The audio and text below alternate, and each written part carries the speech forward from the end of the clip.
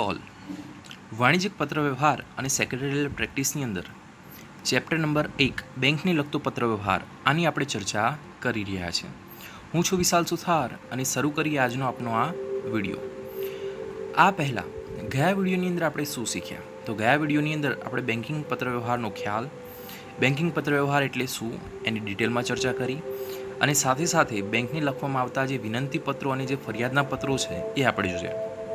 બેંકને લખવામાં આવતા જે વિનંતી પત્રો છે એમાં 9 જેટલા જે વિનંતી પત્રો છે એના વિશે આપણે ચર્ચા કરવાની છે.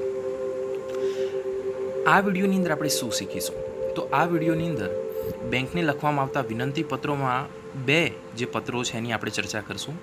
એક તો ખાતું ખોલાવવા અંગેનો પત્ર અને બીજો છે ડીમેટ ખાતું ખોલાવવા અંગેનો પત્ર.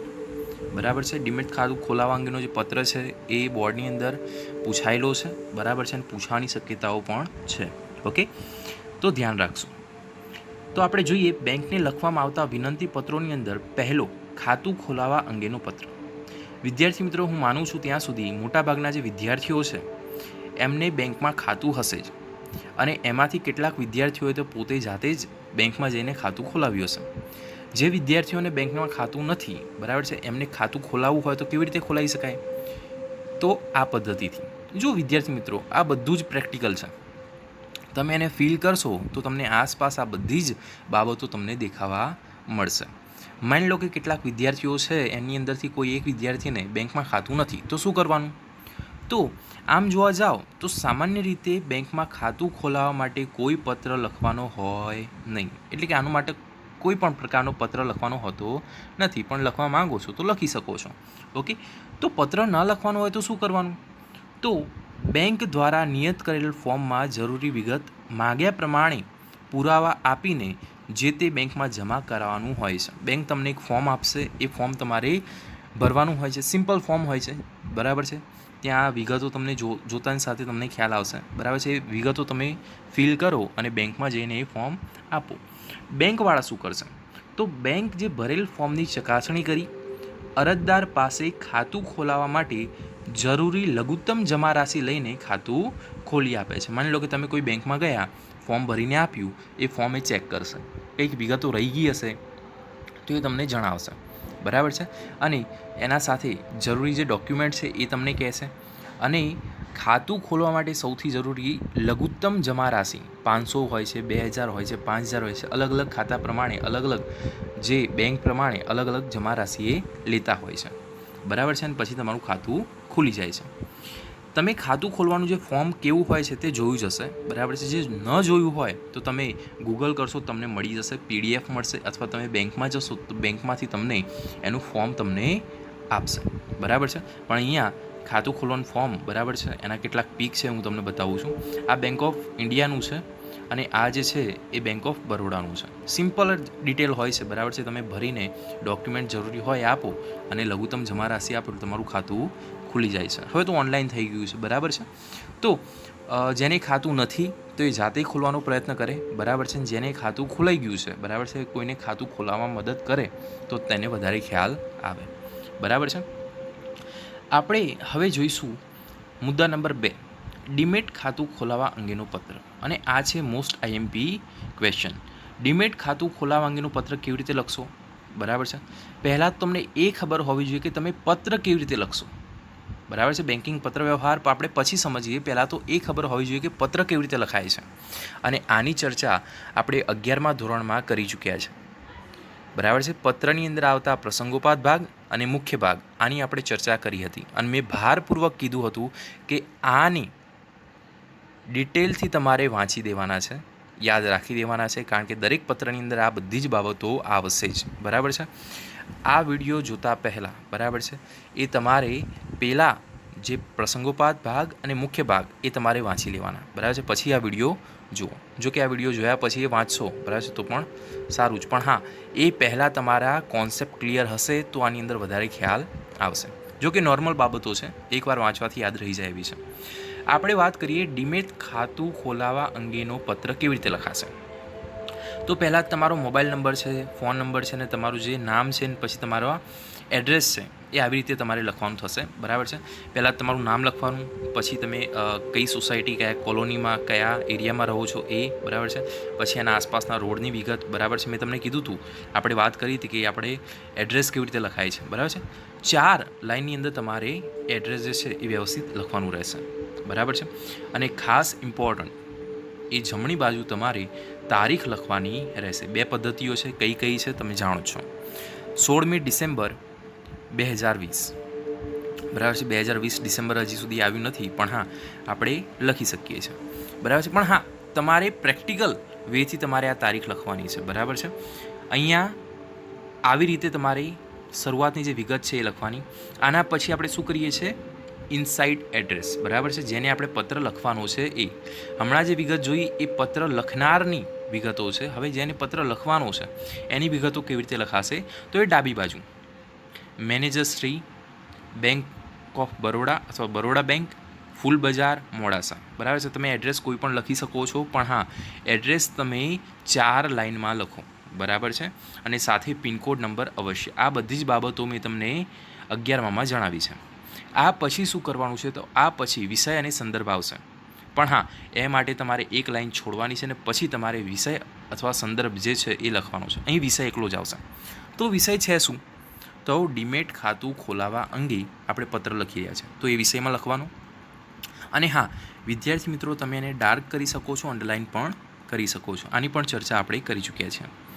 સાથે સાથે આ લખાયા પછી તમારે એક લાઇન છોડીને તમારે માનવાચક શબ્દોમાંથી કોઈ એક શબ્દ તમારે લખવાનો જે સુટેબલ હોય.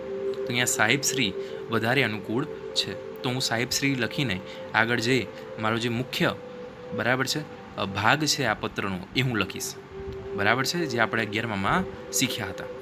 તો અહીંયા પહેલાં હું પોતાનો પરિચય આપીશ, અને પરિચય કેવી રીતે આપવાનો છે એ આપણે આ અગાઉના વિડીયોમાં જોઈ ચૂક્યા છે કે બેન્કિંગ પત્ર વ્યવહાર કરતી વખતે ધ્યાનમાં રાખવાની બાબતો, બરાબર છે. આ પહેલાંનો જે વિડીયો છે એ પણ એકવાર ફરીથી જોઈ લેજો. તો કેવી રીતે ઇન્ટ્રોડક્શન આપીશ કે હું છેલ્લા 6 વર્ષથી આપની બેંકમાં બચત ખાતા નંબર, બરાબર છે, 00987654321110, બરાબર છે, આ ધરાવું છું. કોઈ પણ 12 થી 14 આંકડાનો તમે નંબર લખી શકો છો. તો ખાસ આ વસ્તુ અવશ્ય હોવી જોઈએ, તમારા ખાતાનો નંબર અને ખાતાનો પ્રકાર, બચત ખાતા અને આ ખાતાનો નંબર છે આ. છેલ્લા 6 વર્ષમાં બેંકે નવી નવી યોજનાઓ અને ગ્રાહકલક્ષી સેવાઓ શરૂ કરવામાં આવી, જેનાથી સમગ્ર મોડાસા પંથકમાં બેંકની જે પ્રતિષ્ઠા છે એ વધી છે.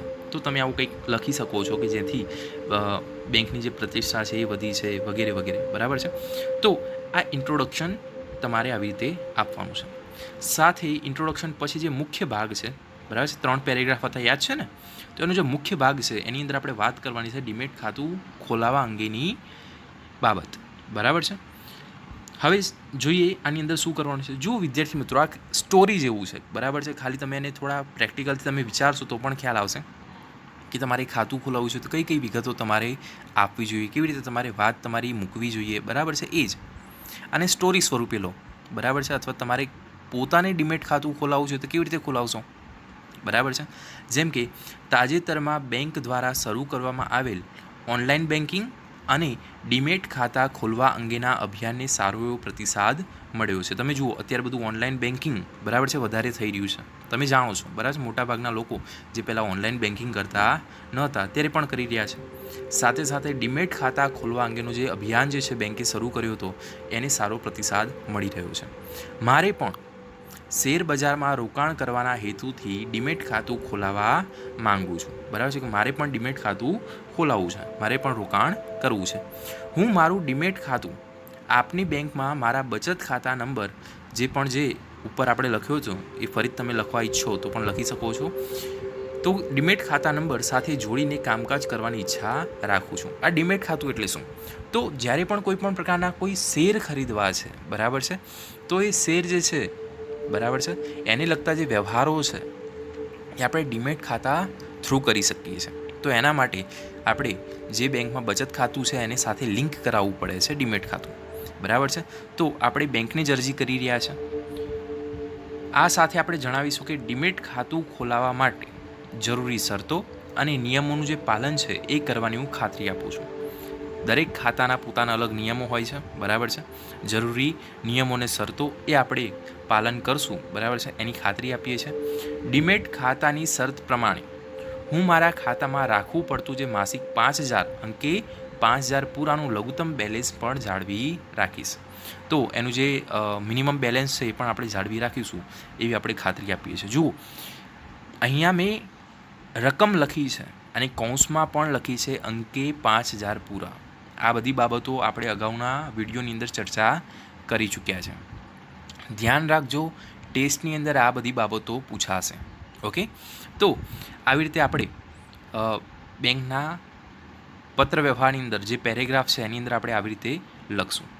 સાથે સાથે તમે આવી રીતે પણ લખી શકો છો કે ડીમેટ ખાતું ખોલાવવા માટે જે સંપૂર્ણ ફોર્મ છે, મારા 2 ફોટોગ્રાફ છે, લાઇસન્સ અને પાન કાર્ડની નકલ છે, તથા ડીમેટ ખાતાને ચાલુ કરવા માટે ભરવી પડતી ₹3,000 અંકે ₹3,000 પૂરાની રકમનો ચેક આ સાથે બિડેલ છે. તો તમે આવી રીતે પણ લખી શકો છો કે કઈ કઈ વિગતો મેં તમને આપી છે, બરાબર છે. જુઓ વિદ્યાર્થી મિત્રો, ડીમેટ ખાતું ખોલાવવું હોય તો એના માટે જરૂરી જે ડોક્યુમેન્ટ્સ છે એ પણ તમારે બીડવાના, બરાબર છે. ખાસ કરીને પાન કાર્ડ અવશ્ય હોવું જોઈએ, બરાબર છે. આ રકમનો ચેક આ સાથે બીડેલ છે. ડીમેટ ખાતું ખોલવાની સાથે જ પાસવર્ડ અને કસ્ટમર આઈડી આપવા વિનંતી છે, જેથી હું ડીમેટ ખાતાનો ઉપયોગ કરી શકું. આ છેલ્લો જે પેરેગ્રાફ છે એની અંદર તમે આવી રીતે લખી શકો છો. સાથે સાથે આ સંદર્ભે આપ સત્વરે કાર્યવાહી કરશો તેવી અપેક્ષા છે, બરાબર છે. આ સાથે તમે પેરેગ્રાફનો જે મુખ્ય મુદ્દો છે એ પૂરો કરશો, બરાબર છે. જેથી એવા શબ્દો આપણે લખીશું જેથી એ આપણી જે કાર્યવાહી છે સત્વરે જલ્દી કરે, બરાબર છે, ને આપણને ઝડપથી આપણું જે સર્વિસ છે, સેવા છે એ મળી રહે. આ થયું પેરેગ્રાફનો પોર્શન. આના પછી શું હોય છે? સમાપન, બરાબર છે. તો સમાપનની અંદર તમે શું લખશો? તો અહીંયા જે શરૂઆતની અંદર કોણ છે એના આધારે લખવાનું. શરૂઆત જે આપણે કરી હતી વિધિ જોશી છે, બરાબર છે. તમે જુઓ, છોકરી છે જે આ પત્ર લખી રહી છે, બરાબર છે. આ ખાસ ધ્યાનમાં રાખવાની બાબત છે. જ્યારે છોકરાઓ પત્ર લખે છે અને પ્રશ્નની અંદર કોઈ છોકરીનું નામ છે, બરાબર છે, તો એ જ્યારે લખે છે ત્યારે ઉપર તો છોકરીનું નામ લખે છે, પણ નીચે જ્યારે બરાબર છે, સમાપન લખવાનું થાય છે ત્યારે એ આપનો વિશ્વાસુ લખી દે છે. મેં તમને વાત કરી હતી. જો આવી ઝીણી ઝીણી બાબતો ઉપર ફોકસ કરવા જેવું છે, બરાબર છે. આવી ઝીણી ઝીણી બાબતોથી જ તમારા જે માર્ક્સ છે એ જતા હોય છે.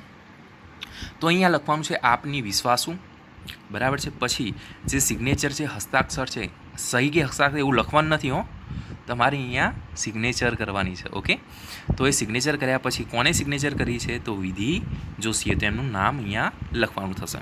પણ હા, આપની વિશ્વાસુ પછી નામ હશે, એમની વચ્ચે સિગ્નેચર આવશે, બરાબર છે. ને આ જે પોર્શન છે એ કઈ જગ્યાએ? જમણી બાજુ આવશે. અને આપના વિશ્વાસુ પછી અલ્પવિરામ અવશ્ય હોવું જોઈએ. જો પંક્ચ્યુએશનના જ માર્ક્સ છે, ફોર્મેટની અંદર જે કન્ટેન્ટ છે એટલું મહત્ત્વનું વધારે નથી જેટલું આનું ફોર્મેટ છે, બરાબર છે. એનું ફોર્મેટ તમે વ્યવસ્થિત તૈયાર કરો. કન્ટેન્ટ તો તમે કોઈ પણ ઉપર નીચે કરીને લખી દેશો તો પણ ચાલશે, બરાબર છે. પણ હા, એની અંદર જરૂરી કેટલીક વિગતો છે, જેમ કે ડીમેટ ખાતું ખોલાવવું છે તો પાન કાર્ડ અવશ્ય હોવું જોઈએ, બરાબર છે. એ બધી વિગતો જે છે એ નાની નાની ખાલી તમારે ધ્યાન રાખવાની છે. બાકી કન્ટેન્ટ ઉપર નીચે થશે તો ચાલશે. આ સાથે તમે જોવા જાઓ તો બિડાણ તમારે અહીંયા આપવું પડે, કારણ કે ઉપર તમે લખ્યું છે કે આ સાથે અમે આ પ્રકારની જે ડોક્યુમેન્ટ છે, ડિટેલ્સ છે એ બીડી છે. તો બિડાણની અંદર જે 4-5 વિગતો હતી એ તમારે લખવાની થશે કે ડીમેટ ખાતાનું ભરેલું ફોર્મ છે, પાન કાર્ડની ઝેરોક્સ છે, ફોટોગ્રાફ છે, વગેરે વગેરે. અથવા તો બિડાણની અંદર તમે નંબર ઓફ બિડાણ લખી શકો છો કે 4 છે, બરાબર છે. આપણે આ 11માની અંદર ચર્ચા કરી ચૂક્યા છે. તો ખ્યાલ આવ્યો વિદ્યાર્થી મિત્રો કે જ્યારે તમે કોઈ પણ બેન્કિંગ લગતો પત્ર વ્યવહાર તમે કરો છો, પત્ર લખો છો, ત્યારે કઈ કઈ વિગતો ધ્યાનમાં રાખવાની હોય છે, બરાબર છે. આવી રીતે પત્ર લખાય છે. સિમ્પલ છે પ્રોસેસ, બરાબર. અને તમે 11મામાં ધ્યાનમાં રાખવાની જે બાબતો છે, પત્રમાં ધ્યાનમાં રાખવાની બાબતો એ તમે વાંચશો, બરાબર છે. એટલે તમને ખ્યાલ આવશે કે એની પ્રસંગોપાત ભાગ અને મુખ્ય ભાગ કયા કયા છે, બરાબર છે. એના થકી બાકી તમારા જે કન્ટેન્ટ છે, બરાબર છે, એ તમને ચોપડીમાંથી મળી રહેશે, બરાબર છે, મારા વિડીયોમાંથી મળી રહેશે, બરાબર છે. તો આવી રીતે તમારે પત્ર લખવાનું છે. આશા રાખું છું તમને એ થોડું ઘણું ખ્યાલ આવ્યો હશે. બસ આગળના પત્ર વ્યવહારની અંદર કેવી રીતે આપણે પત્ર લખવાના છે એ જોઈશું, એટલે તમને વધારે ખ્યાલ આવશે. ઓકે, આ વિડીયોમાં આટલું જ. મળીશું નેક્સ્ટ વિડીયોમાં.